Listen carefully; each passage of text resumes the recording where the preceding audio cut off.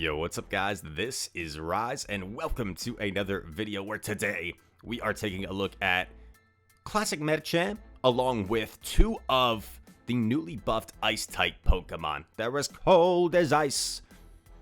And we're going to see how they perform. Dewgong, of course, given access to the move Drill Run. Alolan Sandslash also given access to the move Drill Run.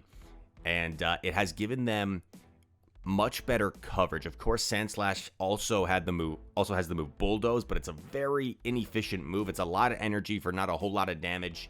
Drill Run, much better, much more efficient move. And Dewgong now, of course, only had ice and water coverage before, so opposing ice and water types resisted everything. Now Drill Run is going to hit those for neutral and also hit steel types for super effective. So I was looking forward to trying out this team, see how it does. We're going with Power Up Punch on our Metachamp because we already have two Pokemon with ice coverage in the back, so I figured might as well go with Pup on our Medi. Bit of an awkward situation here. We take a lot of damage on our Dewgong, but we are going to be able to throw an Icy Wind here and leave with some energy. I bank one before swapping. In comes a Basti. And this was a really weird game, actually. I make a mistake there. I threw on alignment, giving the Bastiodon a free smackdown. And I remember on stream thinking, at this point, I felt like I was in a really strong commanding position here. Stone Edge comes through. We're going to overfarm a little bit. Overfarm as max as I can. Go for the Drill Run. This should knock out the Basti. Opponent saves a shield, puts it all on Licky. And I go for the Drill Run here, thinking Drill Run's just a stronger move, more damage. I land it. I go for the combo play here to debuff the Licky. And our opponent very wisely no shields. And what I should have done, I think, in this situation was stay in with the Sandslash and try and get that last shield and then swap. Because now I have no fast move pressure with my Sandslash, and what appeared to be a pretty good situation ends up being a loss. So, seemed like there was a very obvious win con that game, and also if I threw on good timing, I probably reached that double Ice Punch in the end. So, that was one of those games. I feel like those are kind of rare. Normally you have a sense of whether the game is kind of still in question, you're in a good spot or a bad spot. Rare situation, we felt like I kind of had it, and we lost it. So, we'll try and get it back. But here we are, tough lead against a Shadow Vic. I'm going to bait like I have Ice Punch here. Draw a shield. I'm able to draw the shield. Another move coming through. Maybe at this point, I should have just let it go, come in like Slash. But I know there's probably a Medi in the back is the problem. So, I just lose, don't I? I think I'm just hoping that I draw out... Oh, it's DD. Yikes. I think it's Double Fighter, actually. If it's Bastiodon, we still have a chance. If it's Bastiodon, we still have a chance. I let this go because it's a Psycho Boost, but it's a Medi. So this game is just over, kind of. I'm going to play it out. It is debuffed. And we also lag a turn. That's pretty brutal. It's always like insult to injury, right? Like things are already in a terrible situation, and then we lag as well to make it even worse. I don't think Drill Run would have been enough, plus the Shadow Claws for our Sandslash to take out Medi. And even if it did, right, still would have had to go through the DD. So that was just over. But here is a life lesson. You start off 0-2. Do we give up? Do we blame the algorithm? No. We keep on playing, and we keep on trying hard. We got a really good lead. Opponent swaps Jelly. Baits us with the Surf. Nice bait by the opponent. Also, I do recommend Shadow Alolan Sandslash if you have it. I personally don't have a very good IV Shadow, so I'm kind of holding off to build one for that reason. But if you have a good IV Shadow Slash, I would build that.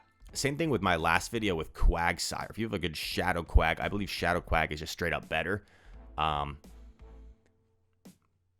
So yeah, we take out Jellymeister. We're down a shield though, which isn't ideal. I get off the drill run, and if this lands, I'm already thinking about potentially sniping with my Medicham, and we're able to do so. And now it's a 2-on-1 fast break.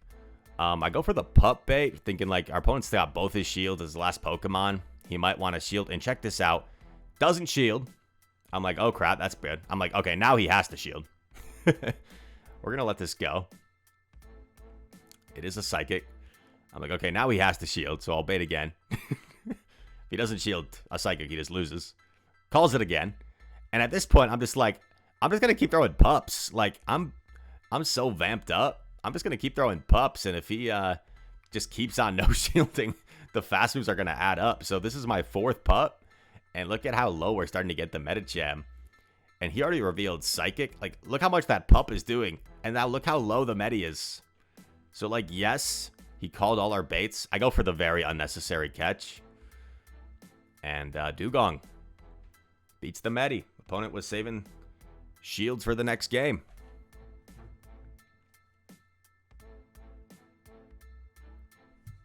Here we go. Next battle. We started the set off 0-2. We get a win back. Is there any way we can pull out a positive set? Medi on Medi action. This is a good lead. Why is this a good lead and not a neutral lead? Because our back line is avoiding the Medicham. So we actually call the power-up punch bait. That's pretty nice. It's a risky bait. Sometimes I actually shield the first move thinking they go for Psychic, so... Oh, wow, we get the defense drop. That's pretty big. I no shield again. And it's an ice punch. Okay, that's pretty good. I go for the bait this time. Let's see if it actually works. It does. Wow. So we get both shields. I'm going to shield at this point because I know I can get off my Psychic. And check this out. Our Medi is going to win switch advantage and take a shield advantage, which is massive for us. In comes Vic. I'm just going to let myself go down because I have a very hard punish here in A-Slash. He just lets us throw the ice punch. I'm digging it. And it's Basti in the back. And yeah, game's just over. Crazy thing is Dewgong used to get like pretty hard walled by Basti. And now Dewgong can hold its own a little bit. I don't know exactly how that matchup plays out, but 2 drill runs pretty much knocks out Basti plus like the ice shard damage. Okay, Mawile. This is where we want to see it. Dewgong would do okay. Slash needs to avoid it at all costs, right? So I'm actually just going to go straight pup here. My counters are already pretty oppressive against Mawile. So I feel like no reason to like build up. I'm just going to ramp up as soon as possible. I respect the potential Iron Head here. He does go for it. And we get the counter down. We get switch advantage. In comes Victory Bell. Would have been a really nice bait opportunity here, but I just went for it. Yeah, it would have been such a good bait opportunity because I would have reached the Psychic if I had baited. So I would have got both shields here potentially. But that's okay. We come in Slash. We're not threatened here by Vic. I'm surprised he actually throws the move. Let's see what it is. Acid Spray, okay. I throw here because these Resolutes are adding up. Oh my god, he shields. Is it Basti in the back? It is.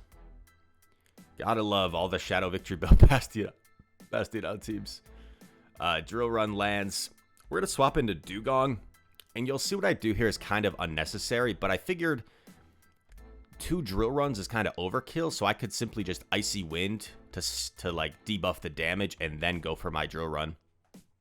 To be a little bit safer. But like 1 drill run may have KO'd. Plus the ice shards anyway. So perhaps a bit unnecessary. But sometimes it's just better safe than sorry. Play to your win conditions.